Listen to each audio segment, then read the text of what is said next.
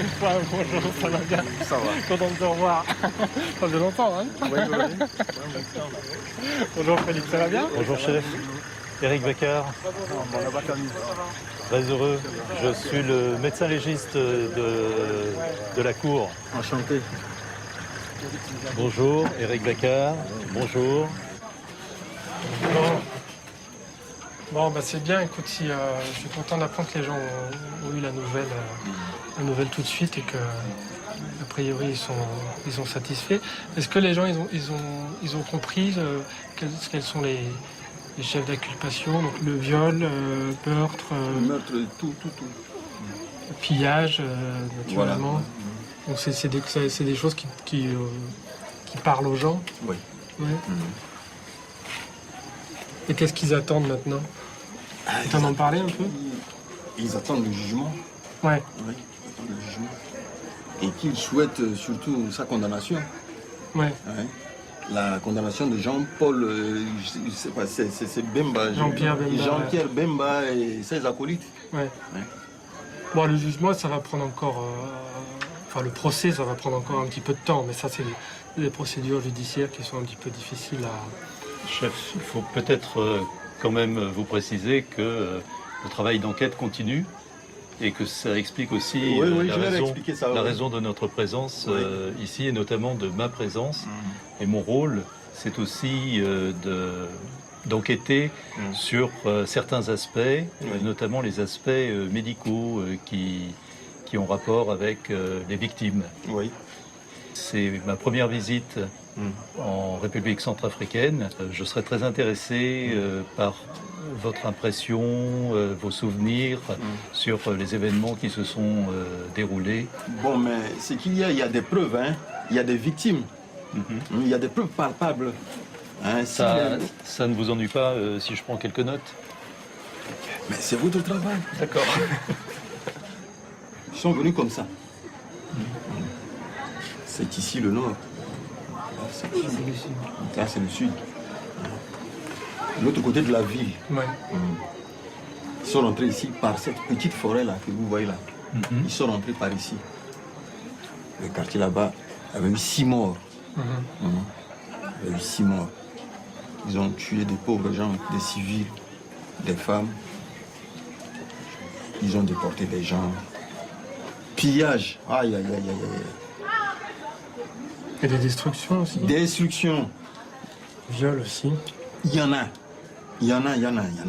Même pour une fille, ou pour une femme, ils peuvent passer là-dessus 3, 4, 5. 3, 4, 5. Et puis après ça, cas d'infection, et mort sans suite. Il y avait eu beaucoup de choses ici. Tu voudrais pouvoir aller sur les lieux si...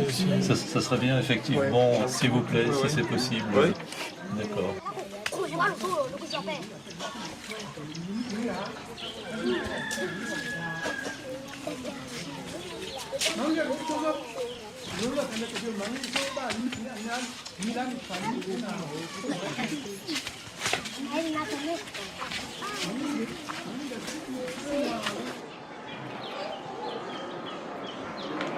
Quand je dors, je rêve tout ce que j'ai vu et tout ce que j'ai entendu. Je fais la rêve. Comme la film. Comme la film. Si tu parles comme ça, là, Oui, ça.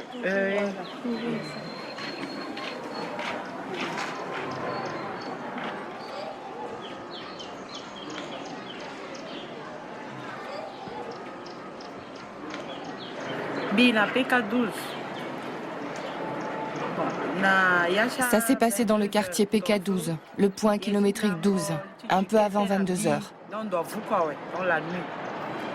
On était sur le point d'aller se coucher. Soudain, on a entendu des coups de feu, du bruit et des pleurs. Les troupes de Bemba avaient profité de la nuit pour attaquer le village. Ils pillaient les maisons et terrorisaient tout le monde. Un groupe d'hommes s'est arrêté devant notre maison. Ils ont toqué, puis ils ont défoncé la porte sans attendre la réponse et se sont précipités à l'intérieur. J'étais avec mon bébé qui venait de naître. Je venais d'accoucher par césarienne. Mon père a crié « Ne touchez pas à mes enfants !» Ils ont répondu dans leur dialecte congolais « Alors donne-nous de l'argent !» Mon père leur a dit « On n'a pas d'argent, comment on en aurait ?» L'un des hommes lui a tiré dessus et il est mort sur le coup. Ensuite, ils se sont mis à piller la maison. Puis ils s'en sont pris à moi et ils m'ont violée, l'un après l'autre. 6 hommes en tout. Ils ont aussi violé mes filles, l'une, puis l'autre, et ma mère pour finir.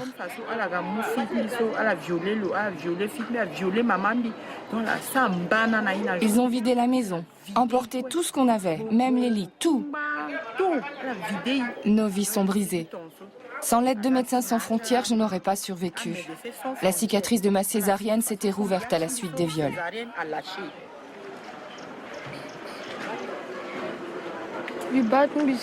Ils étaient vraiment nombreux, les types qui nous ont fait ça.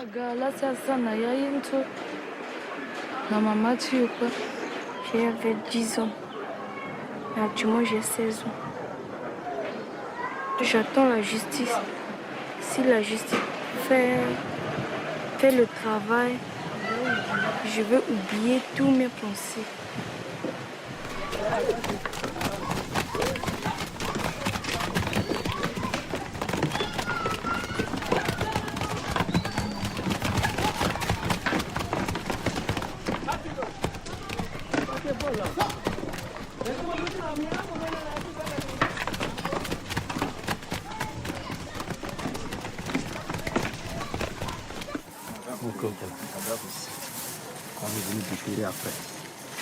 Et là, la victime, c'était un homme. Un homme aussi. Un homme, oui. Jeune. Oui, jeune. Et qui est mort, qui est mort ici. Oui, qui est mort ici. Vous voyez là, ça c'est un impact. Ah oui. Ça c'est un impact. Et qui est mort dans quelles circonstances? Comment ça s'est passé? Il était abattu. Il y avait eu des tirs là. Ça venait de ce côté ici, ça venait de là-bas aussi. Il a reçu 4 balles.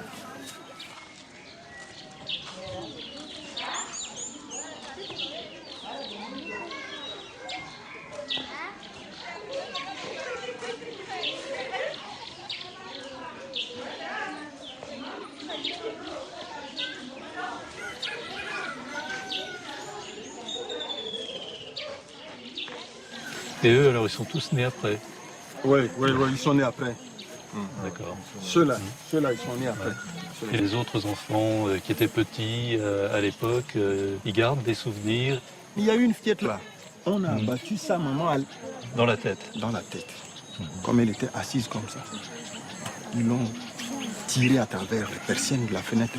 Elle a eu ça. C'est épouvantable. On a enterré sa maman dans la concession, dans leur concession là-bas. Et puis ce n'est qu'après que j'ai pu pour remettre aux sœurs parce que le quartier était presque vide. Bon, depuis lors jusqu'à présent. Et il y a même des parents, mais elle a préféré rester avec les sœurs.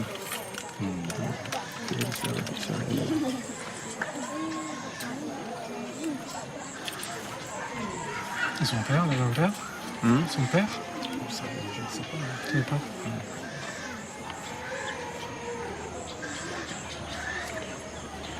Et là, donc, il sera possible de voir le cimetière.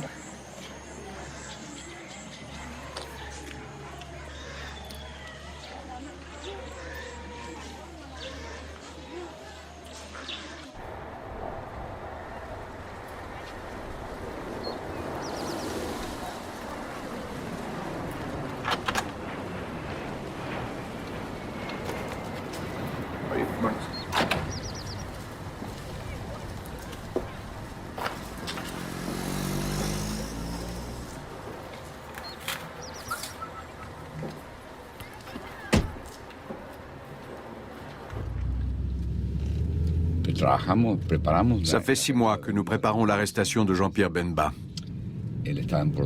Comme il résidait au Portugal, nous avons travaillé en collaboration avec ce pays. Jeudi, j'étais à New York pour préparer mon rendez-vous avec le Conseil de sécurité sur le dossier du Darfour. Les services secrets nous ont appris que Bemba s'était rendu en Belgique et qu'il s'apprêtait à repartir vers une destination inconnue dès le dimanche. Il était question qu'il retourne au Congo pour prendre la tête de l'opposition. Nous avons déposé une requête urgente auprès de la Cour pénale internationale pour exposer la situation et expliquer au juge qu'il serait très difficile de l'arrêter après ce dimanche. Puis nous avons joint les autorités belges qui nous ont dit « il faut un mandat d'un juge, c'est la loi ».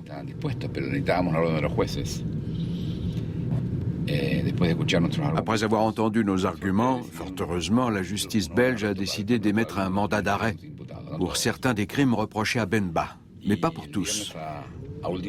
Tard, vendredi soir, nous avons obtenu le mandat et samedi, la police a cerné la maison où résidait Bemba. Elle a attendu qu'il sorte, car elle ne voulait pas intervenir en raison de la présence d'enfants dans la maison. Il a fini par être arrêté. Et à mes yeux, c'est un événement capital pour le peuple de République centrafricaine.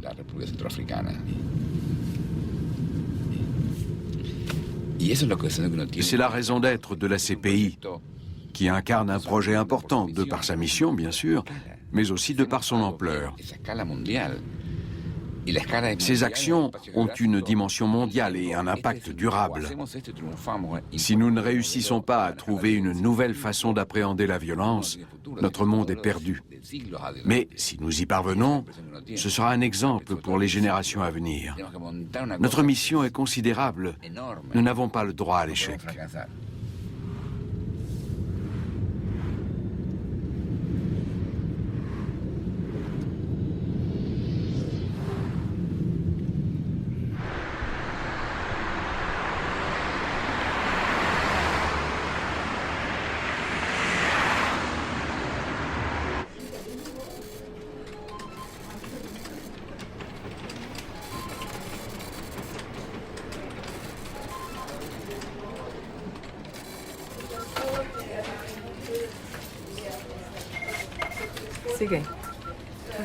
I'm good, thank you.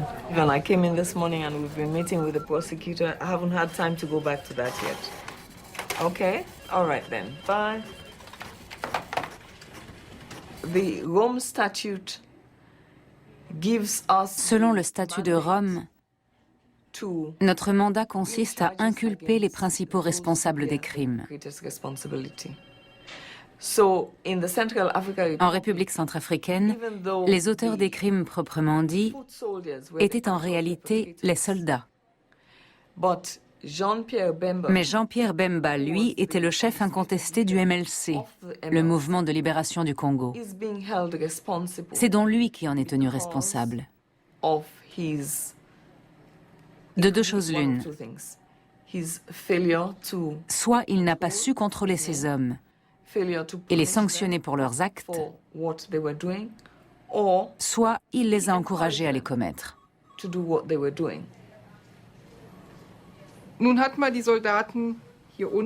Les soldats sont à la base, au contact des victimes. Et Jean-Pierre Bemba est au sommet. Toute la difficulté pour le procureur consiste à prouver que Bemba est vraiment responsable de ce qui s'est passé sur le terrain. C'est un travail énorme et un défi pour la justice. Il est très difficile de trouver des preuves après 7 ans. Les moyens de preuve ne sont plus forcément disponibles ou sont parfois difficiles à trouver.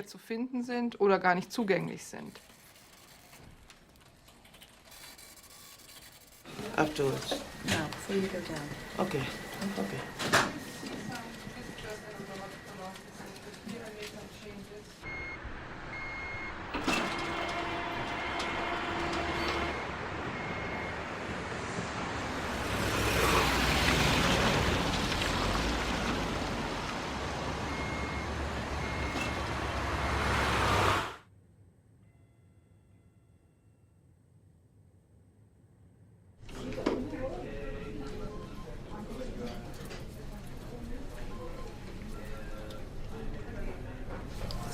needs to be a little bit tighter.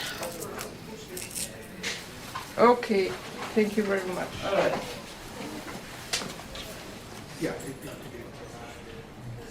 I'm not recording because we checked the translation and Marion said it should be, they were lucky to have sexual intercourse. We say they have the chance to have sexual intercourse, but this is on the slide, so cannot change it. Okay. This is my dream, you know. We're here, This is my dream, have these two ladies in front of Bemba, charging him for the rape he did in Central Africa. You can either sit with us in the front or... That's what I think. I think you should sit with us in the front. Yeah, you should be in front. The only question is... I like that you had 3 women in front. You know, that this row with 3 of you is my dream. Hey, Cynthia, how are you? Excellent. Excellent. Good morning. You like him? How many chairs we have? 3. Okay, let's roll. Let's roll.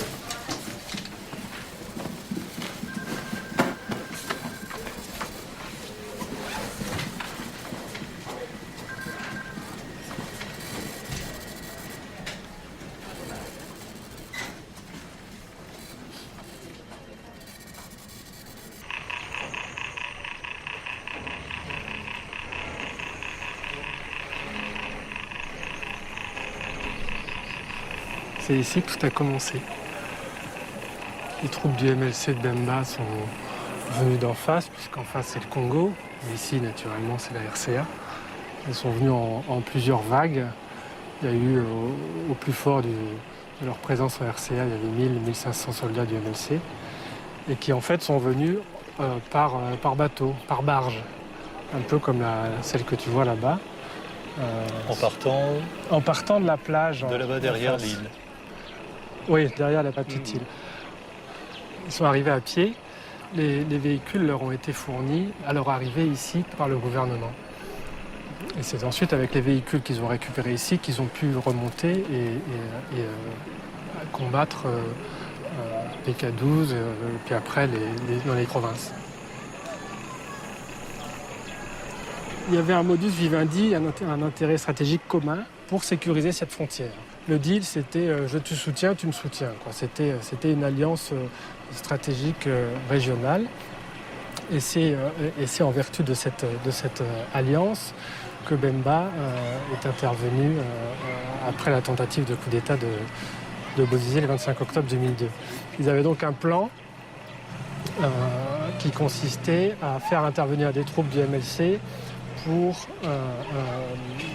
soutenir, pour venir en aide à Patassé, qui lui était en but à une tentative de renversement de Bozizé.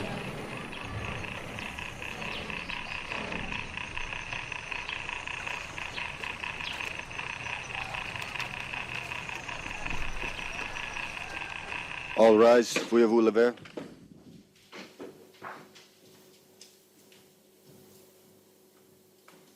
The International Criminal Court is now in session. L'audience de la Cour pénale internationale est ouverte.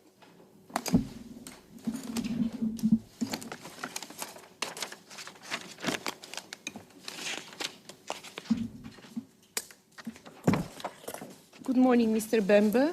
On behalf of this bench, I welcome you to the courtroom. Now, I would like to ask the court officer to please call the case. Situation in the Central African Republic.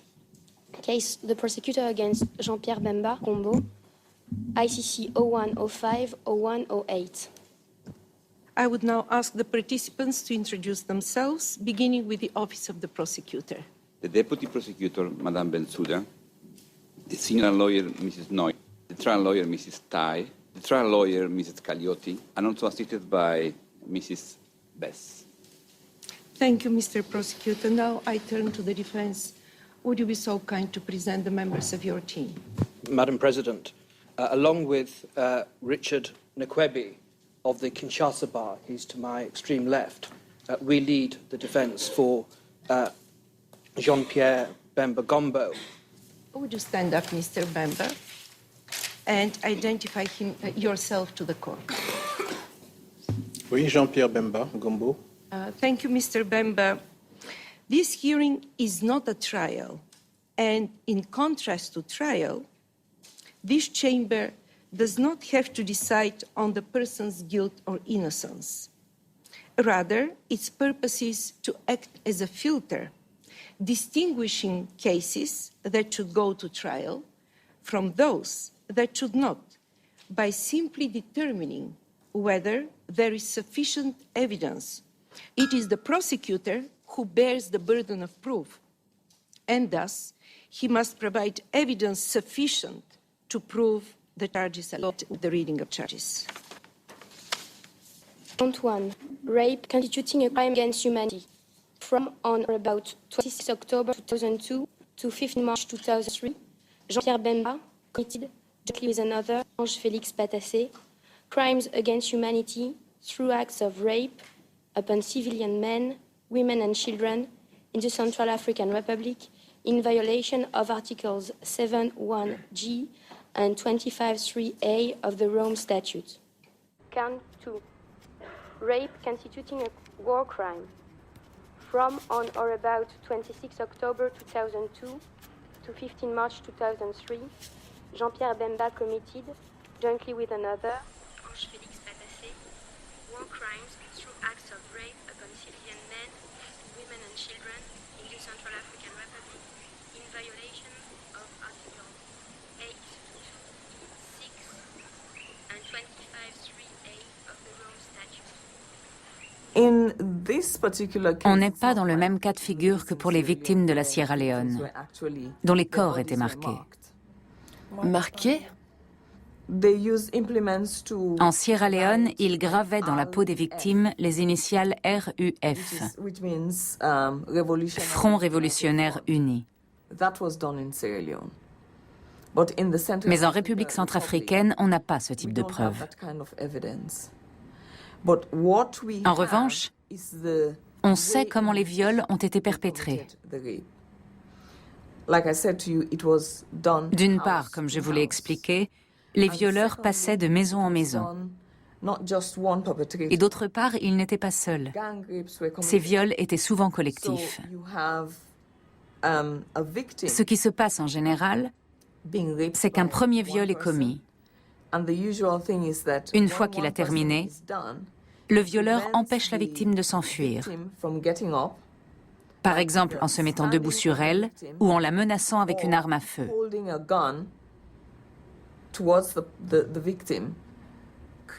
Il crée un climat de coercition pour qu'elle ne puisse pas s'échapper. Puis il appelle un de ses collègues qui répète l'opération, et ainsi de suite. Certaines victimes ont été violées sous les yeux de leurs enfants ou de leurs époux. Des pères de famille ont été sodomisés devant leurs femmes et leurs enfants.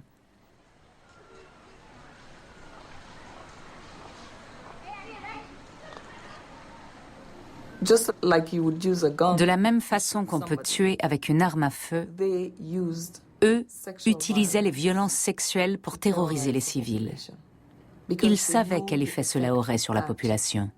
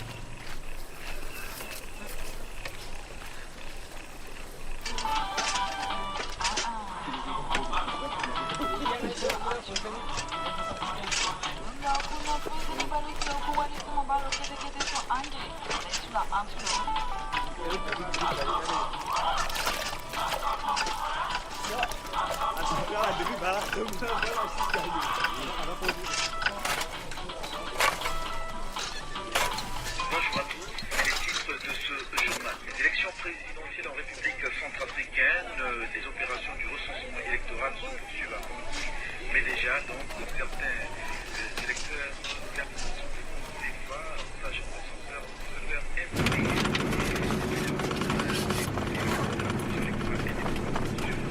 Yeah, Jenna. I'll send a message to the team that we have arrived. Let me just do that right now.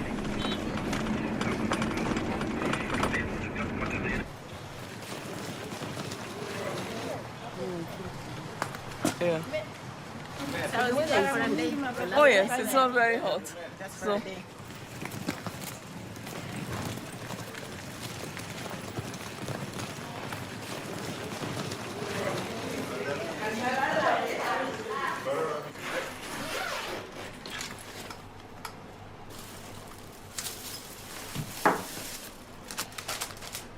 Les biscuits du petit déjeuner.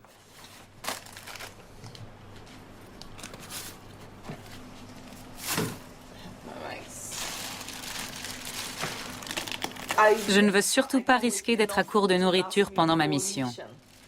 Je préfère manquer de vêtements, mais avoir assez à manger, que l'inverse.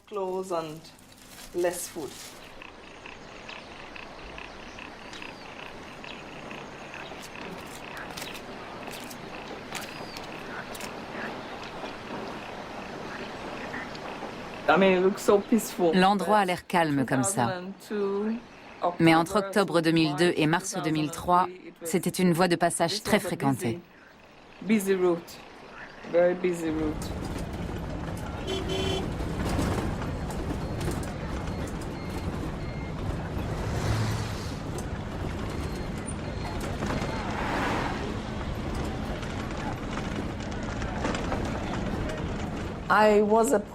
J'ai été procureur en Sierra Leone pendant plus de 18 ans. Le 25 mai 1997, un coup d'État a eu lieu dans le pays. La prison centrale a été prise d'assaut et tous les prisonniers se sont échappés. Puis, l'accusé principal dans l'affaire de haute trahison dont je m'occupais a pris le pouvoir. C'est là que j'ai tiré un trait sur la Sierra Leone, personnellement. Fort heureusement, mes enfants n'ont pas été inquiétés, et moi non plus.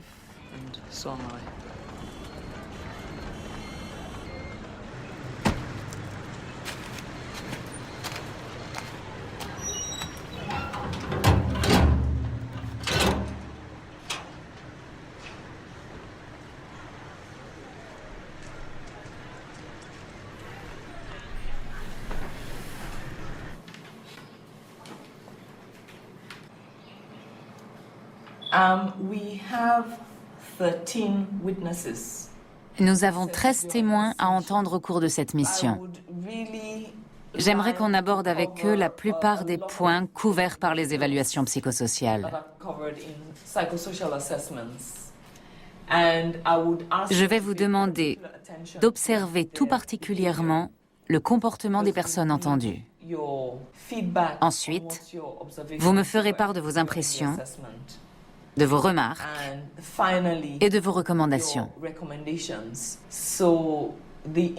Les informations que nous allons recueillir seront essentielles pour déterminer le degré de vulnérabilité des témoins et pour identifier les problèmes particuliers dont le bureau du procureur devra tenir compte.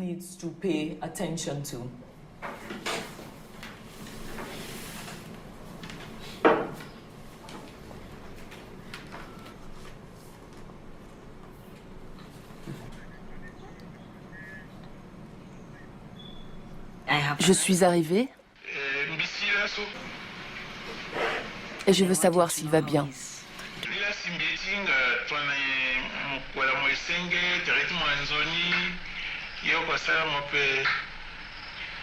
Aujourd'hui, je me porte bien, mais cependant, ma femme a mal au ventre. Elle a beaucoup mal au ventre par rapport à tout ce qui s'était passé. Comme on l'avait frappée au ventre, donc elle se porte pas très bien. Rappelez-lui notre rendez-vous demain à 8h30.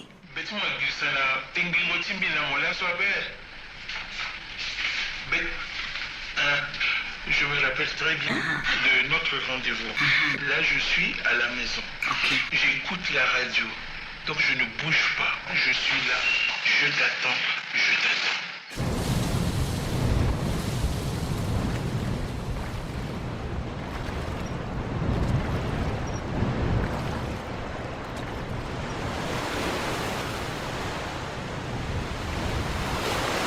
Let me tell you about Witness 23. Witness 23 was a chef de quartier in Bangui.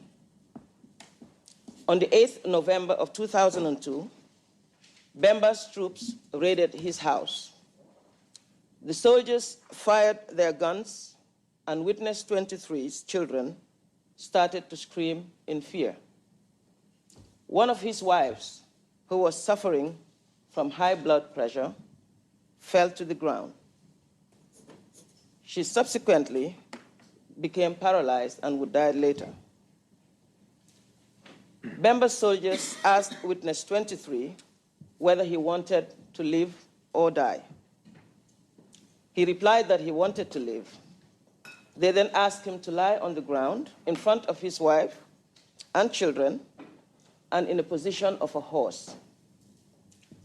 Witness 23 was then sodomized by 3 of Bemba's soldiers in front of his family for 4 hours, from 10 o'clock in the morning to 2 o'clock in the afternoon. All the 3 men ejaculated in him. Witness 23 further states that after he was raped, and I want to quote him again here, he said, "They came to my wife. In front of my eyes, they abused my wife. After they finished with my wife, they came to the kids." Madam President, Your Honors, it is the responsibility of the Office of the Prosecutor of the International Criminal Court to stand up for Witness 23, to stand up for his wife, to stand up for his children, and for hundreds of victims in the Central African Republic who suffered the same fate as Witness 23.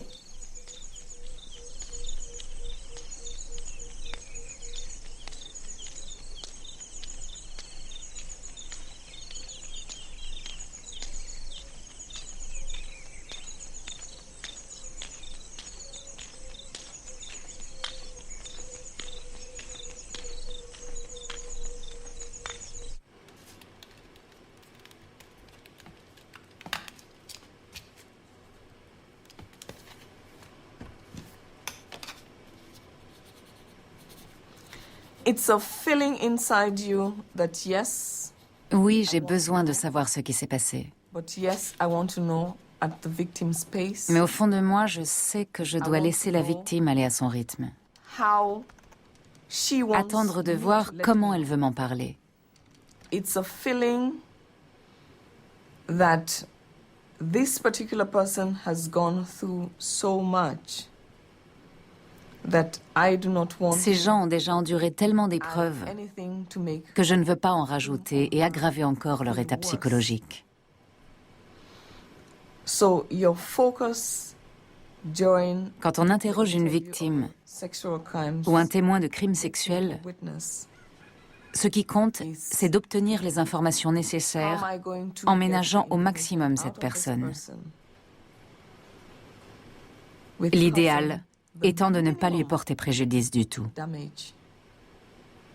Or the ideal is not to cause any damage at all. My name is Gloria Atiba Davis. Je m'appelle Gloria Atiba Davis.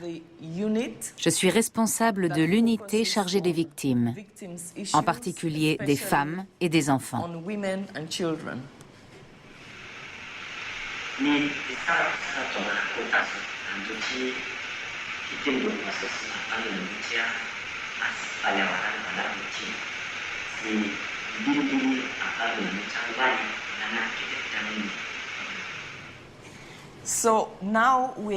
Nous nous préparons actuellement à attaquer M. Bemba en justice. Mr. Bemba.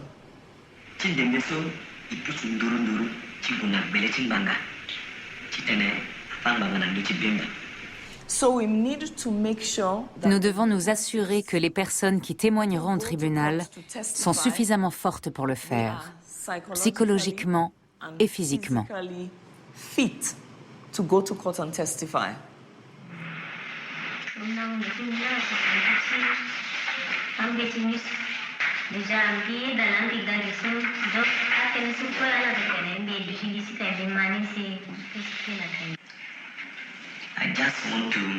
Je voudrais simplement dire que si j'ai accepté de venir ici, c'est parce que je veux collaborer avec vous. Je vous donne mon accord et j'attends vos questions. D'accord. Dites-lui que la Cour veut faire les choses dans les règles.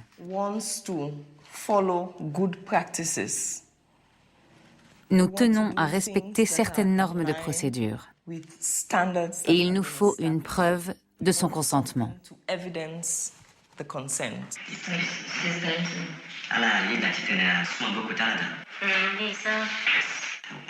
Oui, je veux bien signer.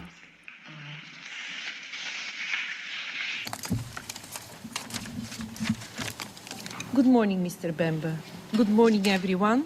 Of course, I have to check about some new faces. No new faces in the prosecution's team this morning. Thank you. About the defense? Your Honor, once again, same old faces. Thank you. Would you please go ahead, Ms. Knoyer? Jean-Pierre Bemba's father was one of the most powerful figures in the Mobutu regime. However, when Mobutu was ousted by Laurent Désiré Kabila in 1997, individuals, including Jean-Pierre Bemba's father, who were aligned with Mobutu, lost their influence as well as their assets.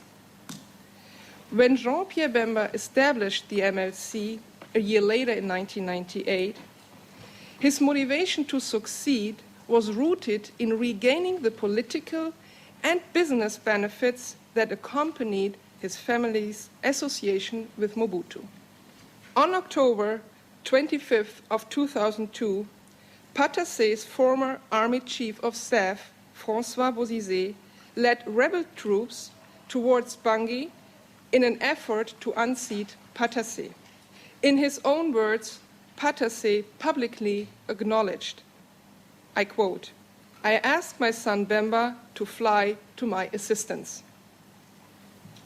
The plan included attacking the Central African Republic civilian population who were perceived to be sympathetic to the rebels.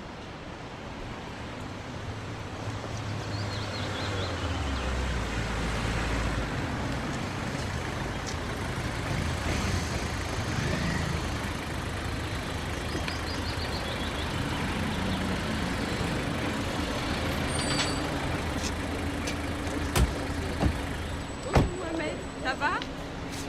Bien, merci.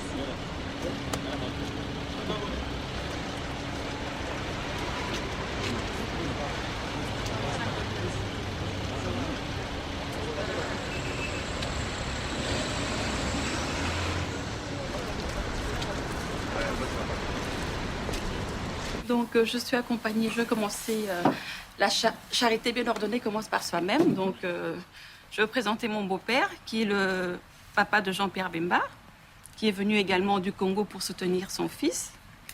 Donc, Monsieur Janou Bemba Saolona, qui est également sénateur.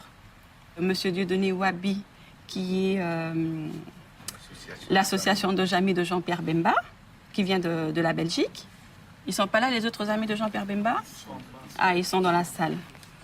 Et Guérimbo également, qui est cadre du parti. Nous avons également derrière M. Adam Bombolé, qui est député. Et Maman Milembo, qui est également députée. C'est la maman qui est derrière. Et il y a également les cadres du MLC qui sont là. Voilà. La famille, les amis, tout le monde est là. Voilà, je crois que je fais le tour de tout le monde.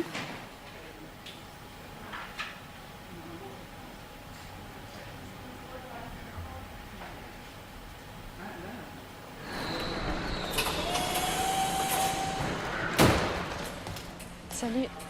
Ça va Oui, merci. Alors, on va voir un peu cet équipement pour la mission de Bangui. On a trois choses principalement vérifiées. L'équipement pour examen de scène de crime, exhumation et autopsie.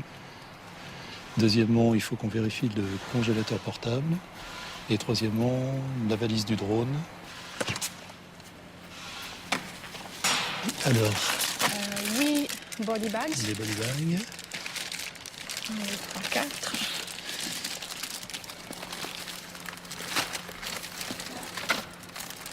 Forcément besoin, donc c'est de rechange. Des bistouris. Les masques chirurgicaux. Masques chirurgicaux, oui. Je vois pas les lunettes. Et les lunettes aussi, ouais.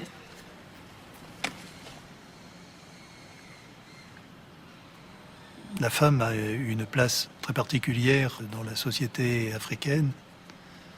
En Afrique, violer une femme, c'est aussi humilier le groupe social qu'on a envahi, désacraliser l'image de la femme en tant qu'épouse ou en tant que mère, et quelque part utiliser une arme qui est quelque chose de très diffus et une sorte d'arme de destruction massive.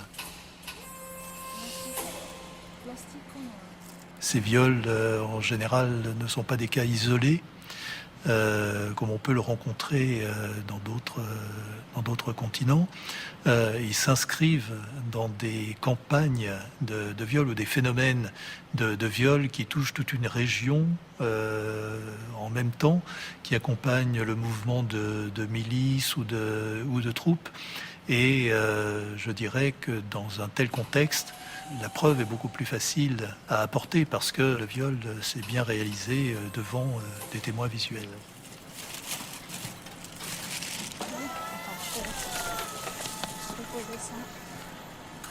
Il est certain que l'âge aidant et l'expérience venant, les situations qu'un médecin légiste peut rencontrer sont malheureusement de moins en moins originales. On a de plus en plus d'expérience, on a vu de plus en plus de victimes, de décès, de tortures, de mutilations, de blessures.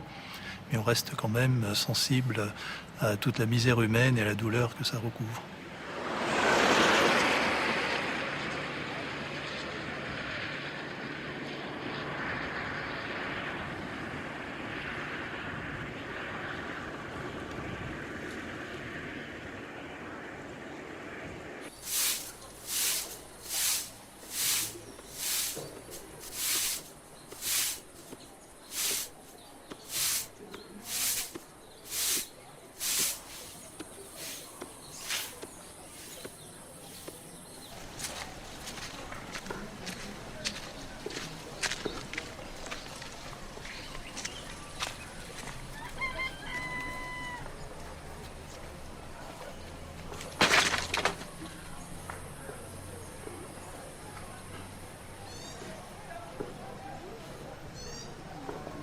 Oui.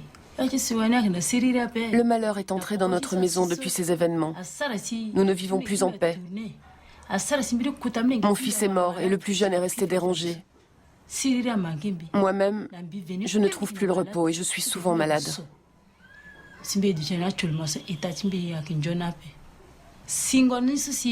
Les troupes de Bemba et les rebelles de Bozizé se sont affrontés à l'artillerie lourde au niveau du PK-22. Ça a été le sauve-qui-peut général vers la montagne. Mon fils cadet s'est perdu dans la pagaille. Quand on l'a retrouvé, il n'avait plus toute sa tête et il était terrorisé. Il nous a dit qu'il avait rencontré le diable. Il ne s'en est jamais remis.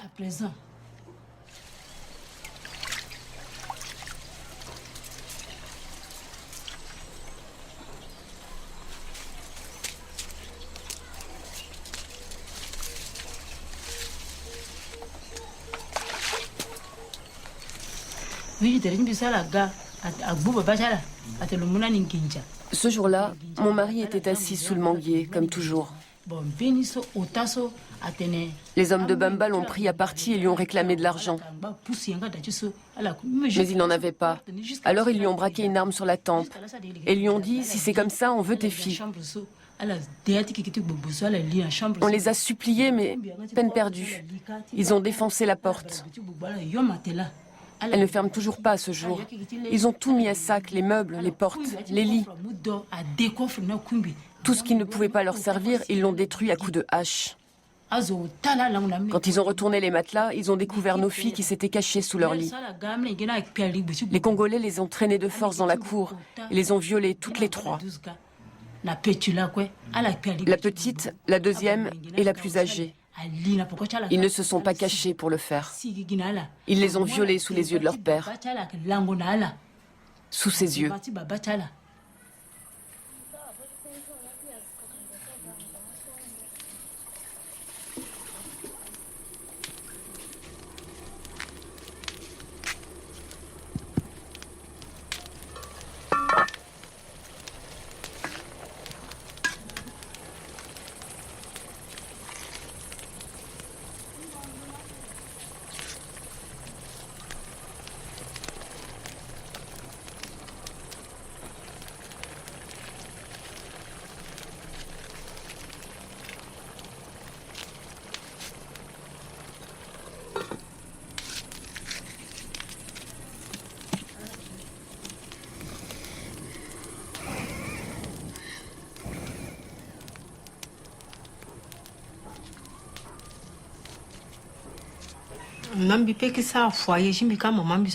Si tout ça n'était pas arrivé, ma vie serait complètement différente.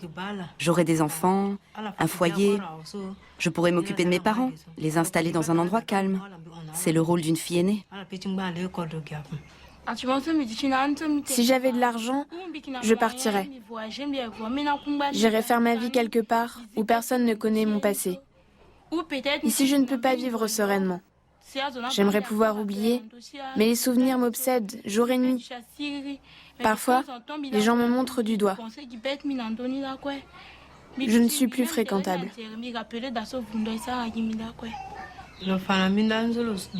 À l'époque, j'étais fiancée à un commissaire de police. Il m'a rejetée après les viols et il en a épousé une autre. Avec ce qui m'est arrivé, plus personne ne voudra jamais se marier avec moi. Aucun homme ne veut épouser mes filles. Elles sont déshonorées. Elles vivent à la maison au lieu d'avoir un mari qui subvient à leurs besoins. C'est une lourde charge pour toute la famille.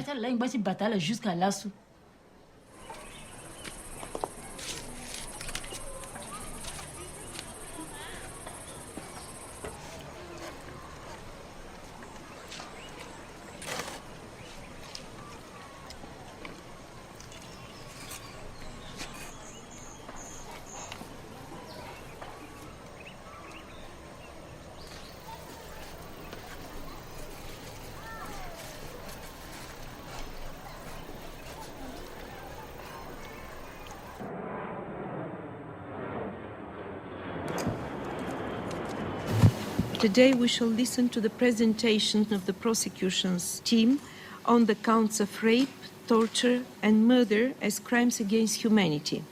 Thereafter, the defense will respond and present its evidence. Thank you, Madam President. Rape as a crime against humanity has 4 specific elements. These are, first, the invasion of the body of a person by conduct resulting in penetration, however slight, of any part of the body of the victim, or the perpetrator with a sexual organ or the anal or genital opening of the victim with any object or any other part of the body. Second, the invasion was committed by force, by threat of force, or by coercion.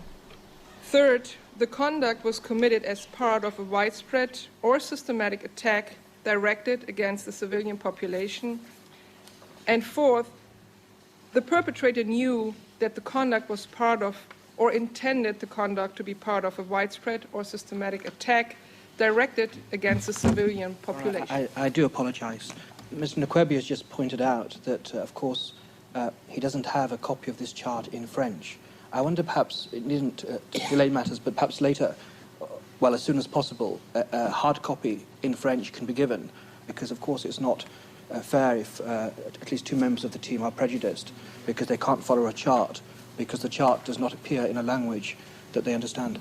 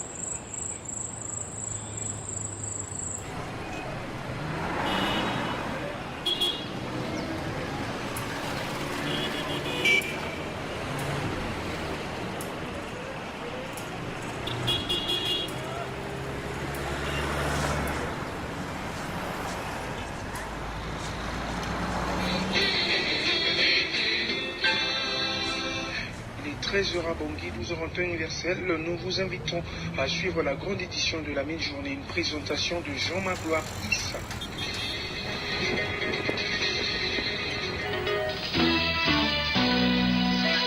Mesdames, Messieurs, soyez les bienvenus sur le plateau de Radio Ndeki Local. Nous avions commencé à poser un certain nombre de questions sur l'arrestation de Jean-Pierre Bemba. Ces deux personnalités ici vont essayer de nous répondre. Et s'il se trouve actuellement au tribunal, il a été transféré à La Haye, mais de quoi l'accuse-t-on? Alors, 8 chefs d'inculpation sont retenus contre M. Bemba, en particulier meurtre, viol, torture, atteinte à la dignité de la personne et pillage. Pourquoi lui seulement? Eh bien, la politique adoptée par le procureur de la Cour pénale internationale est de se concentrer sur les principaux responsables des crimes les plus graves. Et sur la base des éléments de preuve que nous avons recueillis, le procureur estime que le mouvement de libération du Congo, le MLC de Jean-Pierre Bemba, a commis une part considérable, sinon même la plus grande part, des crimes perpétrés en République centrafricaine. Et l'enquête se poursuit, c'est-à-dire que nous allons continuer de recueillir des preuves et d'établir des responsabilités, mais bien entendu, nous ne pouvons pas en dire plus à ce stade. Par principe, le bureau du procureur ne se livre à aucun commentaire ni aucune spéculation concernant d'éventuelles inculpations.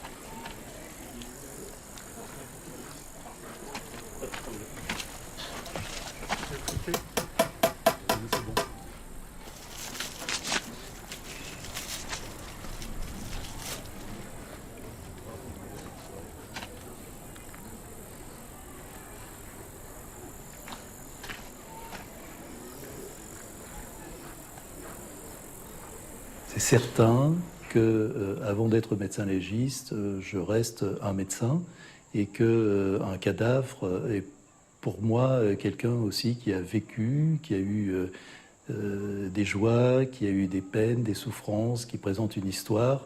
Et c'est vrai que c'est quelque chose que je garde toujours à l'esprit.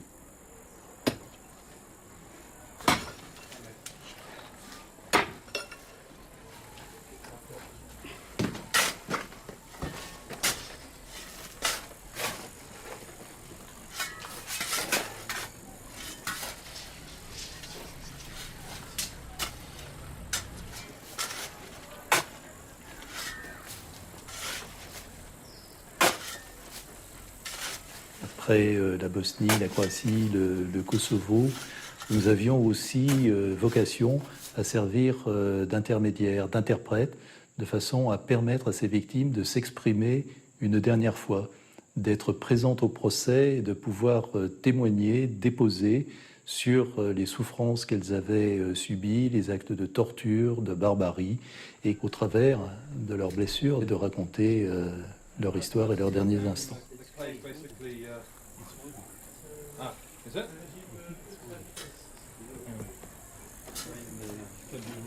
Yeah. Clean.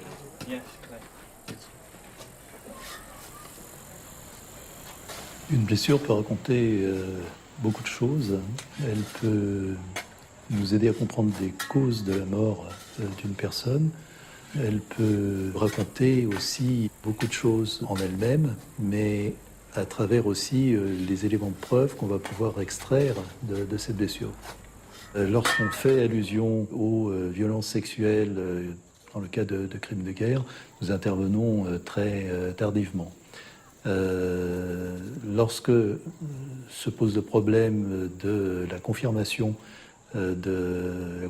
scientifique de ces viols, pour les cadavres, c'est plus facile parce que l'évolution s'est brutalement arrêtée.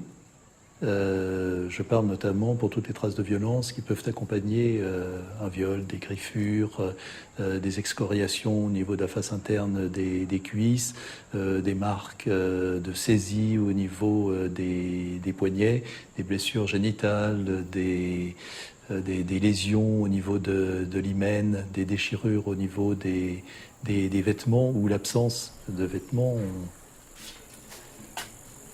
La situation est différente dans le cas de victimes survivantes.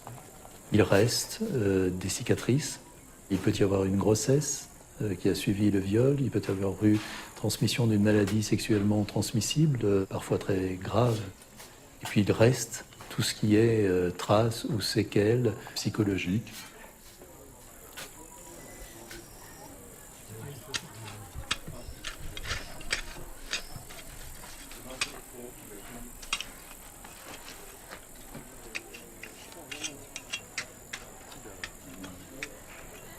Ce que les magistrats attendent de nous, ce que le procureur attend de nous, ce que la justice attend de nous et ce que les victimes attendent de nous, c'est d'abord de leur apporter notre expertise, des renseignements techniques, des éléments de preuve qui vont corroborer leur déclaration et qui vont permettre pour les cadavres de pouvoir, comme on l'a dit, parler et témoigner une dernière fois.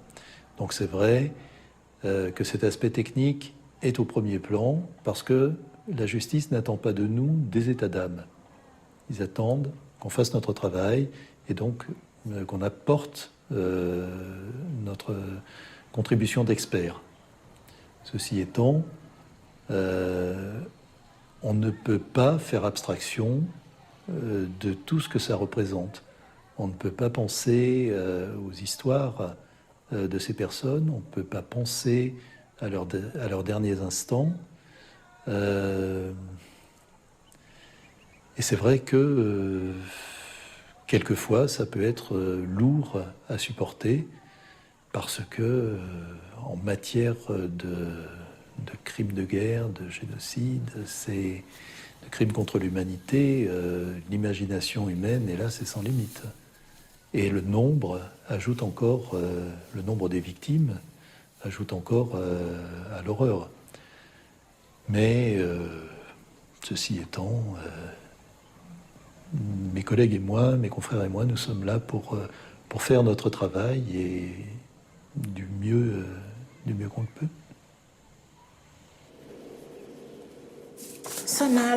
Je vais maintenant vous demander de vous remémorer les événements. C'est la raison pour laquelle nous avons besoin de vous entendre, vous et les autres victimes. Je ne vous embêterai pas avec les détails. Je veux juste savoir ce qui s'est passé.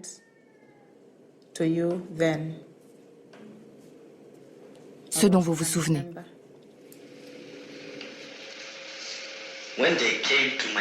Ils sont arrivés chez moi. Ils étaient 3. 2 d'entre eux ont immobilisé mon mari en le menaçant avec leurs armes, pendant que le 3e couchait avec moi.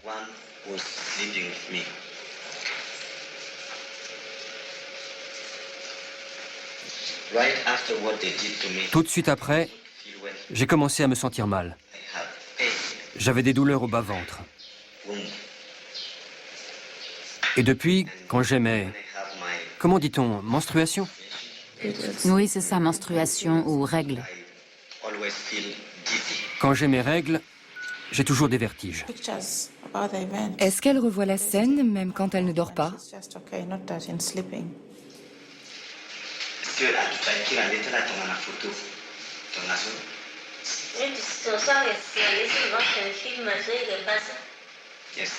Oui, de temps en temps.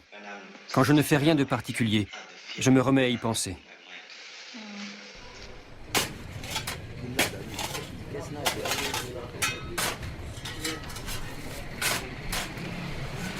Est-ce que vous pouvez regarder? Là, il y a du bois. Est-ce que ça ressemble à la caisse que vous aviez construite?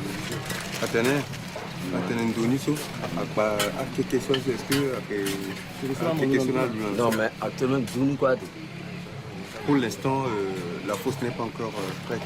D'accord. Est-ce que je peux vous mesurer?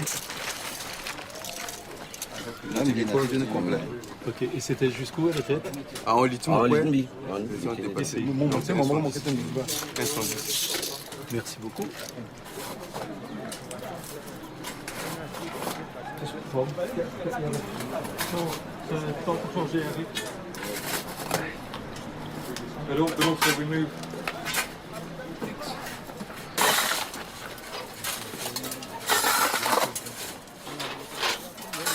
So be prudent. Try to put the feet on each side of the coffin.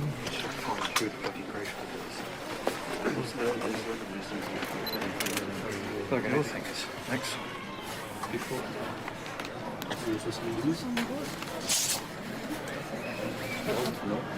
Il faut stopper maintenant et puis enregistrer.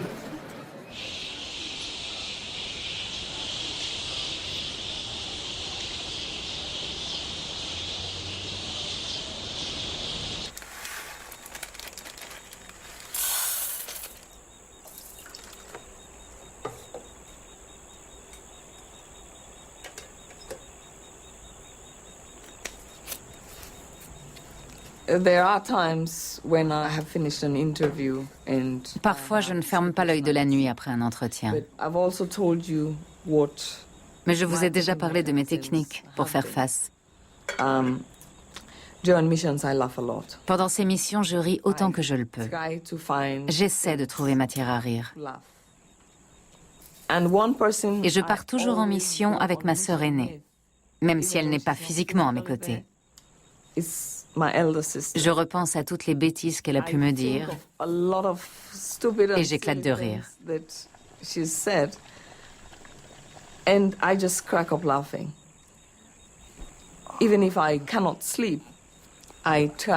Quand je n'arrive pas à dormir, j'essaie de penser à autre chose. Et je demande à Dieu de nous donner la paix.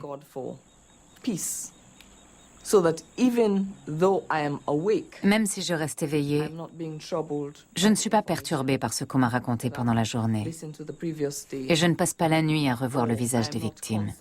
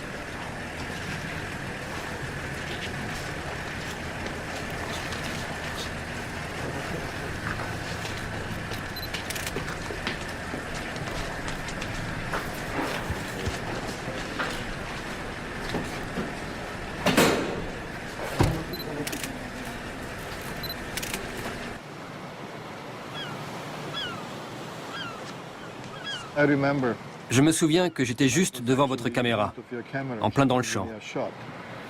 Désolé, il fallait que je fasse mon boulot.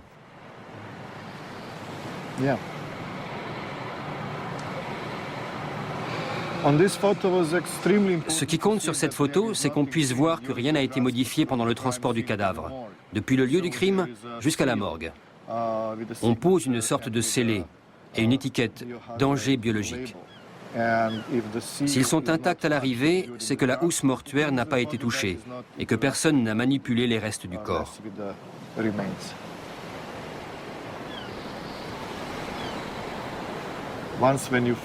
Quand ma journée de travail est finie, je rentre à l'hôtel et je ressasse tout ça.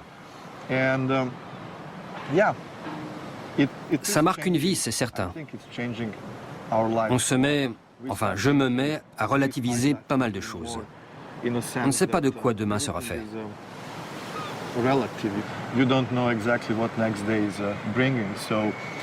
J'ai déjà connu ça pendant la guerre en Bosnie. Alors j'ai appris à ne pas faire trop de projets à long terme. Il faut profiter de l'instant présent, se contenter de ce qu'on a et même s'en réjouir. Profiter de sa famille, de l'amour qu'on reçoit. Et ne pas trop en demander, parce qu'on ne sait jamais ce qui va nous arriver demain. Je suis allé aux États-Unis pour une conférence sur les crimes de guerre. Ma femme m'a dit, si tu reviens avec un polo noir, gris ou bleu, je demande le divorce. Donc j'en ai choisi un beau, hyper fantaisie. Histoire de faire plaisir à ma femme.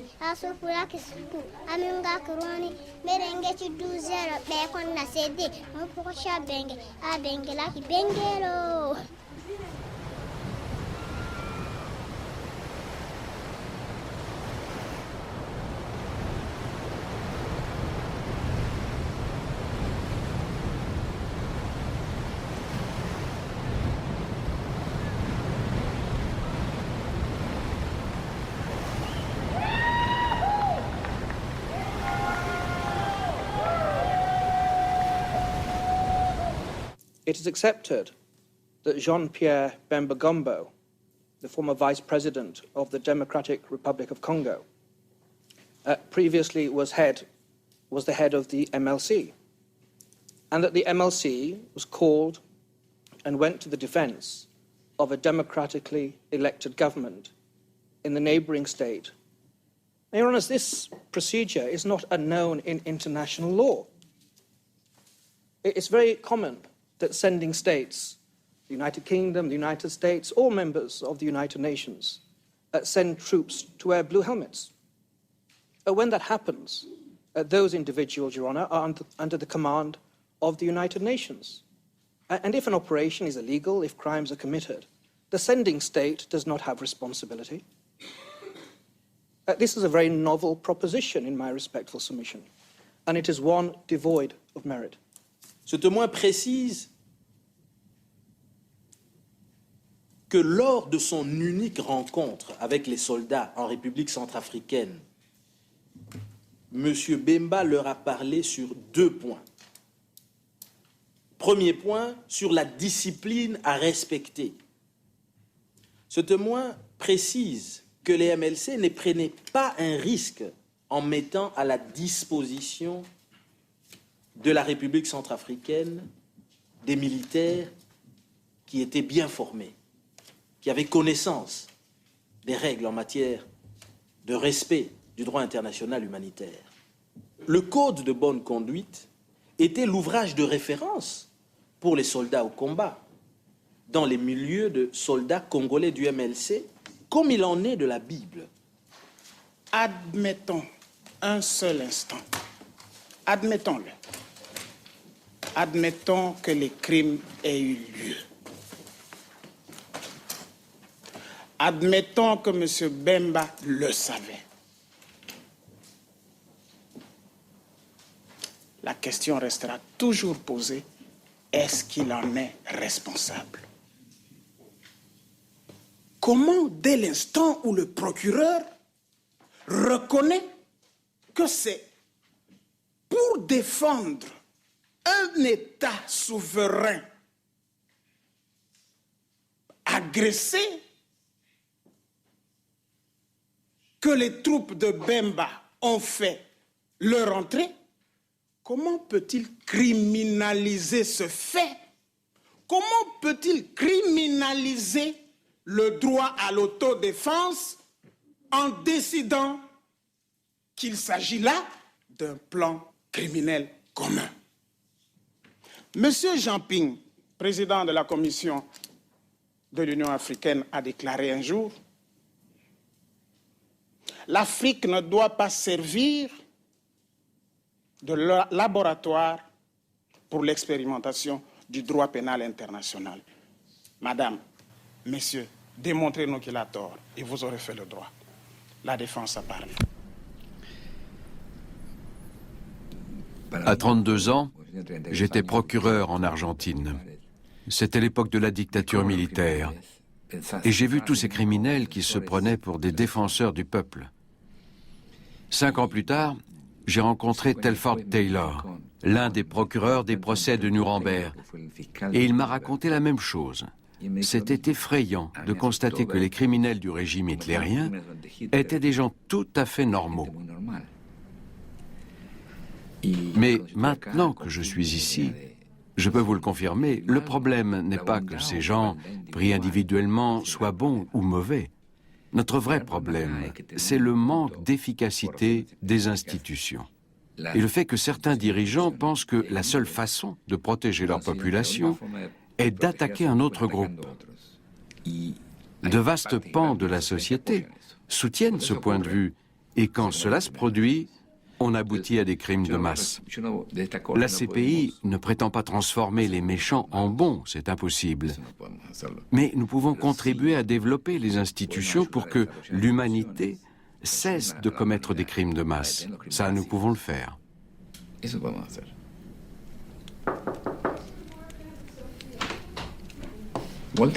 Bonjour Walter.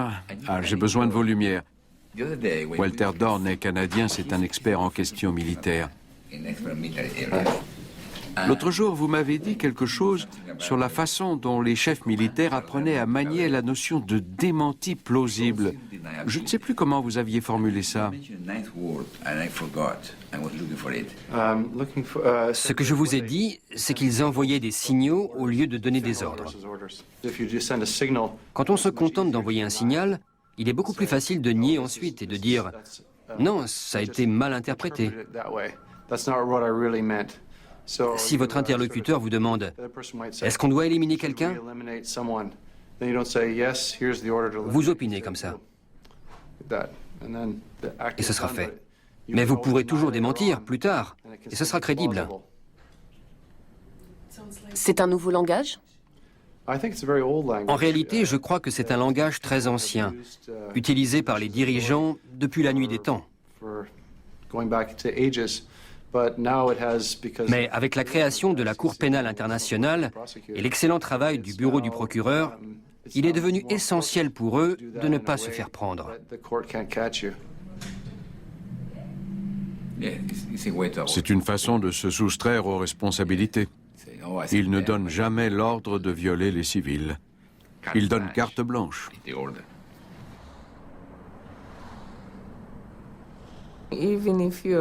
Même quand on est sous les ordres de quelqu'un, on a une conscience. Il y a des choses qu'un être humain peut faire et des choses qu'il ne doit pas faire. À mon sens, ça n'excuse pas tout. Ce n'est pas parce qu'on a carte blanche pour faire quelque chose qu'on doit effectivement le faire, surtout s'il s'agit d'un acte aussi grave qu'un viol. Et peu importe qu'on ait prêté serment, il y a des situations où il faut laisser son humanité prendre le dessus, au lieu de foncer tête la première et d'obéir aux ordres.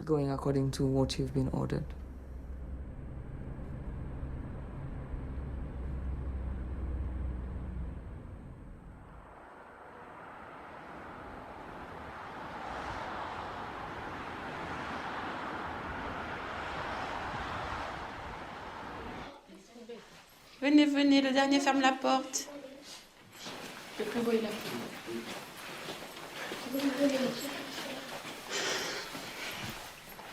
Les autres, tu peux passer par là, comme ça on va montrer les photos.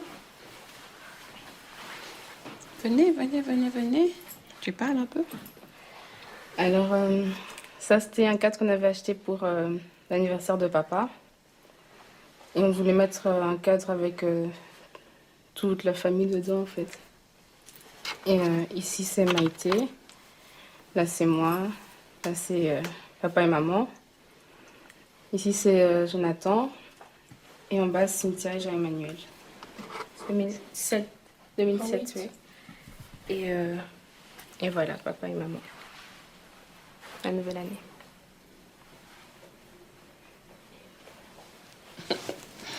Voilà quoi.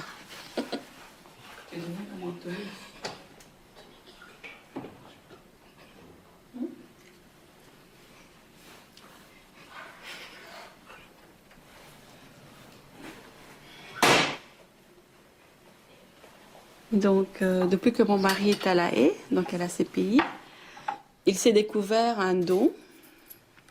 Donc, il nous a fait une surprise, oui. Il nous a fait des tasses, donc de la céramique. Donc ça, c'était, il a mis son nom. Il a fait pour toute la famille, mais il s'est un peu... Ça, c'est pour Maïté. Un petit plateau qu'il a fait pour mettre des chocolats. En voyant tout ça, on ne savait pas qu'il pouvait faire tout ça non plus. Et voilà. Ça, c'était mon cadeau de Noël.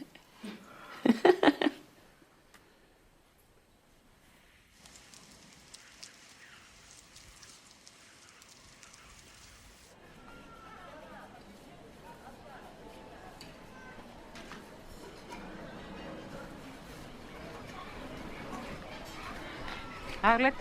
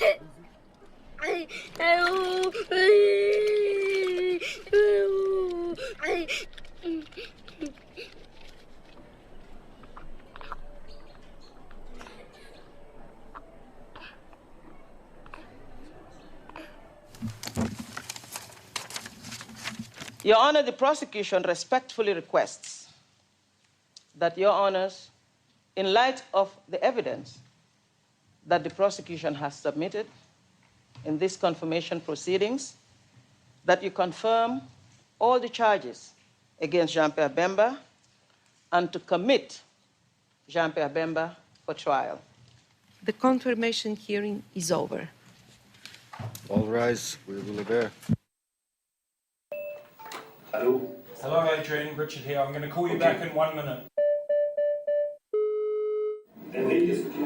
Oui, je t'entends, Andrea, et toi? Oui, bonjour Émeric. Ah, bonjour, bonjour Fabienne. Caroline. Bonjour.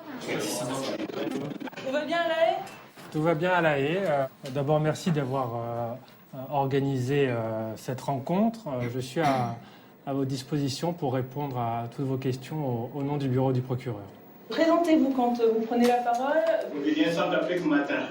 En suivant le déroulement de l'audience, nous nous sommes rendus compte qu'il y a 54 victimes qui sont représentées. Alors nous avons de vives inquiétudes. Nous voulons savoir si le bureau du procureur a vraiment les éléments nécessaires pour confirmer les charges contre Bemba. Concernant le nombre de victimes, de notre point de vue, il n'y a aucun doute que nous avons réuni suffisamment de preuves pour permettre au juge de prendre une décision positive. Alors, il y a Monsieur Bambou qui a levé la main. Je voudrais savoir, après ce délai de 60 jours, alors la Cour disposera-t-elle de combien de jours pour ouvrir le procès? Dans 60 jours, les juges remettront une décision sur la confirmation ou non des charges. Ce sont les juges qui décideront de quand les audiences préliminaires auront été suffisamment développées pour que le procès puisse commencer, si jamais les charges sont confirmées à l'issue de cette audience. D'accord, merci. C'est à nous, à notre tour, de vous remercier pour cette conférence de presse. On me fait comme ça derrière moi. Au revoir.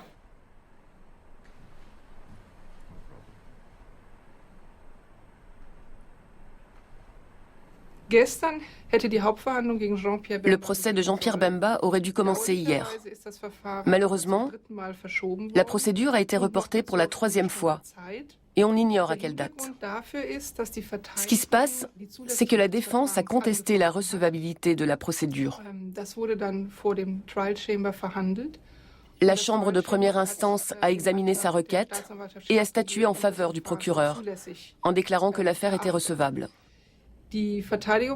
Mais sur ce, la défense a formé un pourvoi contre cette décision auprès de la Chambre d'appel, en demandant que son recours ait un effet suspensif.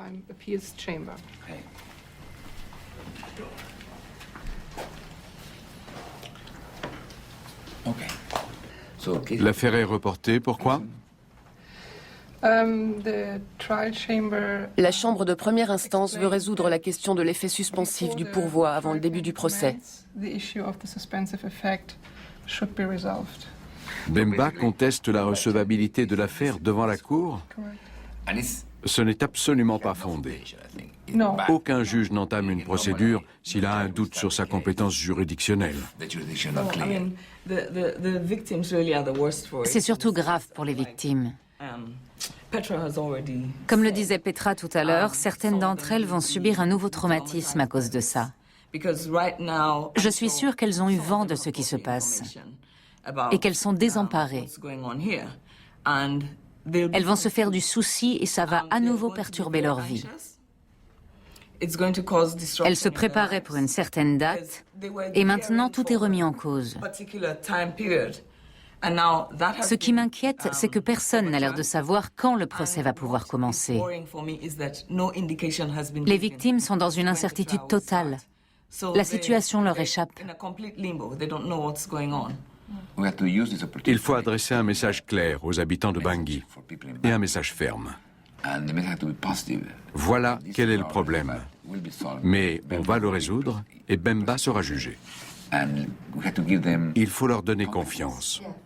Oui. Le bureau de la Cour à Bangui a déjà diffusé l'information. Ce procès aura bien lieu. Oui. On va s'y employer. Absolument.